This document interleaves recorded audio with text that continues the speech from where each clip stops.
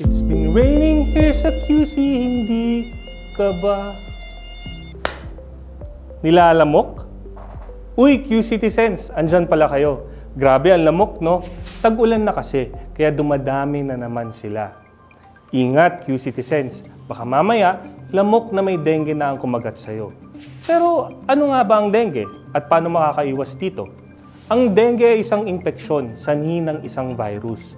Naililipat ito sa tao sa pamamagitan ng kagat ng lamok. Nakaraniwan ay nagmumula sa species na tinatawag nating Aedes mosquitoes. May itim ang kulay nito at may puting guhit. Alam nyo ba na karamihan sa mga lamok na to ay makikita madalas sa paligid o loob ng bahay? Namumugad sila sa mga gamit na naiimbakan ng tubig tulad ng palayok, lumang gulong, alulod, o di kaya mga lumang lalagyan o containers. Kaya naman uso ang dengue tuwing tag-ulan dahil nagsisilbing habitat ng mga lamok ang tubig ulan na naiipon sa mga lalagyan na ito. Ang sakit na dengue ay maraming simptomas tulad ng lagnat, pananakit ng ulo, likod ng mata o ng katawan, pagsusuka, paghihina, pamamantal at pagkawalan ng ganang kumain. Mayroon mga pasyente na hindi na umaabot sa malalang kondisyon at gumagaling din kapag naaagapan. Ngunit mayroon ding porsyento ng mga kaso na lumalala at nagdudulot ng kapansanan o kaya naman ay kamatayan. At dahil dito, mas mainam na kumonsulta sa inyong mga doktor o health center na malapit sa inyo para masuri agad at magamot. Tandaan, huwag magsi-self-medicate. Mahalagang magpakonsulta sa eksperto. Kaya para iwas dengue, tandaan lang ang 4S kontra dengue. Una, search and destroy. Dahil alam na natin ang pinamumugaran ng mga lamok na ito, hanapin na ito sa bahay o sa paligid. Halimbawa, itaob o takpan ang mga containers na nakatiwangwang para hindi maimbakan ng tubig ulan.